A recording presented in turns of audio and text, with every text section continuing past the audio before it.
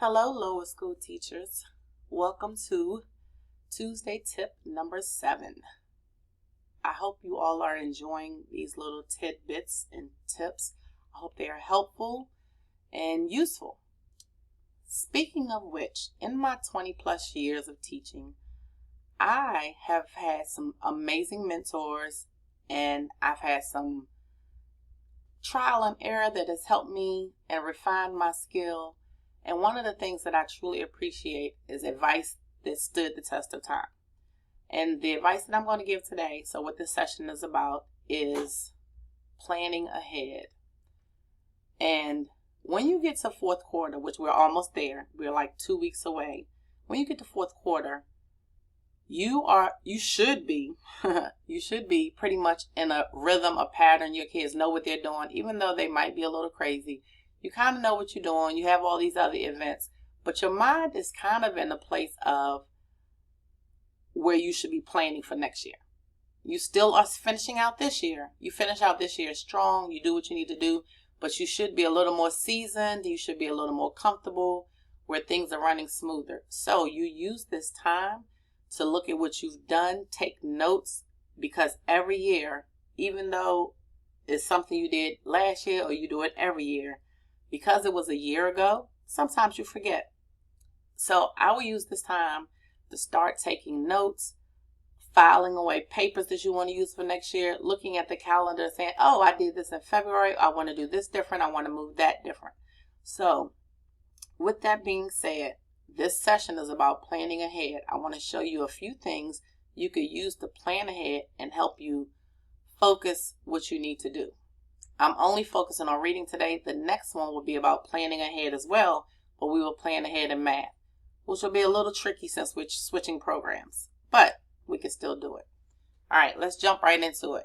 I'm going to start with grade 3, but what I want to show you is the all resources. One of the things that is very helpful is the weekly practice bundles. So if you, and I'm going to click on it, and in here, you have module 1, week 1. If you are doing that week, you can click on that one and it will have everything you could possibly use for that week. Do you have to use all of this? Absolutely not. Don't. It has all of your anchor charts, which by the way, anchor charts are located somewhere separate in color. It has all of the graphic organizers. It has all of the Kissy pages that you can use, dictation sentences for the spelling, and on, and it keeps going. Everything you can use. This is 34 pages, so I'm not going to scroll all the way through. That's grade 3. This is grade 5, same thing. If you'll notice, grade 5, I clicked on week 2. Once you click on week 2, it doesn't have that intro. Week 1 is the one that has the intro that you send home to families. I would only send this home if you're going to do all 3 weeks. And you don't have to do all 3 weeks, especially if the skill is repeated. We'll get more into that later. But planning ahead, this is a week 2. And so it starts with the graphic organizer. This is a grade 5. And it goes into all the things you could use for the grade 5. The spelling, again, proofreading, all the different things. You do not have to use all of these. But if you want it away, and this is grade 2. Or was it grade 1? Nope, it's grade 2. Grade 2, same thing. So it has it for all the grades. And if you want to look at that, you can. So that will help you plan ahead because you can look at the whole week. And you can say, hey, we're going to do week 1 and week 3, not week 2. Or we're going to do week 2, but not 1 and 3. So you can look ahead and it will help you look ahead. That's the weekly practice bundles.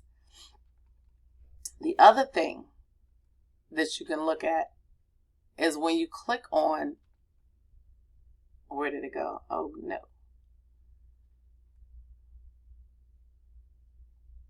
Grammar or vocabulary, any of these, you can plan ahead because it will have it for the whole. You can use the grammar, scope, and sequence. I think I showed you this before, but I'm not sure. and it shows you all of the weeks in advance. And so you can use this to say, hey, we're going to definitely cover this. This doesn't make sense right here. We're going to save this to the end, or however you want to do it. And I'm going to go back to another grade. That was grade 3.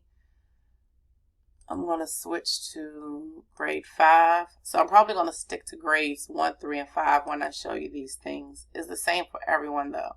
Where was I? Grammar and the scope and sequence. And you just scroll right through. And so do you want to start with complete sentences, kind of sentences? Does this make sense for you? Or based on what you're teaching with writing, is it better to start with something else? Is it better to start with conjunctions or complex sentences or verb tenses? What makes sense for you to start with? And again, you can adjust it and switch it around and find your order that you think makes sense with what you're teaching. Okay. And so that's for grammar and the weekly lessons. I'm going to go ahead and show you, because I was going to do a separate video on this, but I'm going to keep it in this one, and this one can count as 2 as well. So this could be week 7 and 8. Let's go to, I want to go to the Rigby library, excuse me. Again, I go back to, I know we want to get off of technology, but this isn't like playing a game. They actually can read the books. So it is like a Kindle reader, which I think is a great thing. So there are tons of Rigby readers, but I want you to look at the table of contents. They have this for all all grade levels, K to 6, but K to 5. And there's all these books, and that's one way you can look at it. Another way to look at it is readers by module. So if you want to connect it to your module, it has that. So as you can see, K, module 1, here are all the books to go with it. Some of these books repeat. So it might be a module 1, but it also might be a module 4, depending on what it is. So what you want to do, what grade am I? I'm in grade 5 right now. Let's just click on, let's say we're going to do Save Our Library.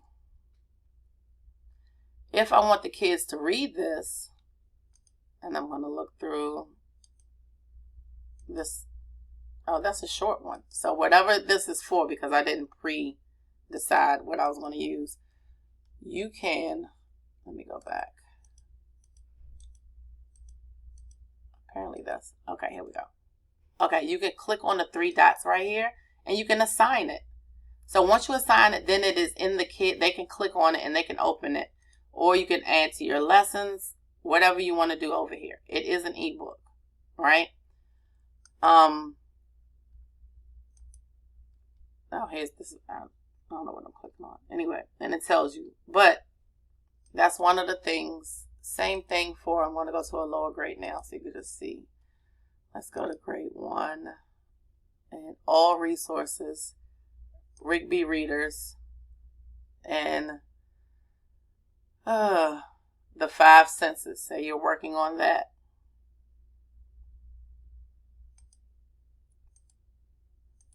And you can check it out and what it is. But if you want to assign it, you can click assign, add to my lessons, whatever you want to do.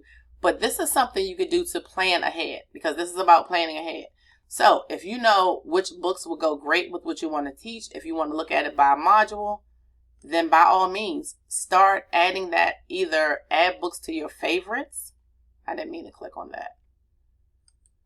Add them to your lessons, add them to your favorites, and create a little catalog so that you'll be ready. So those are 2 things you can do. The weekly practice bundles and the grammar. Here it is. The grammar and the Rigby library. So we're almost at the 10-minute mark, which it will cut me off. The same thing for writing. You can look ahead and it shows you all of that. We will go more into more as you need it. I just want to make sure I didn't miss anything. The same thing for K to 2 with the foundational skills and the structured literacy.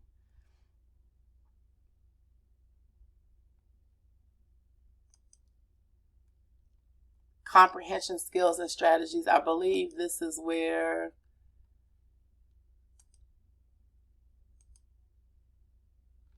Nope. I was trying to find for you.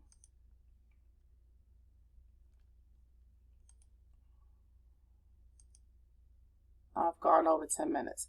But yes, it does. This is where it is. I was looking for the, oh, my mind just blanked out. What is this called? Not a graphic organizer. It is called an anchor chart. Anchor chart. So this is the anchor chart for this. And you can find all your anchor charts with directions on how to teach it underneath of reading strategies.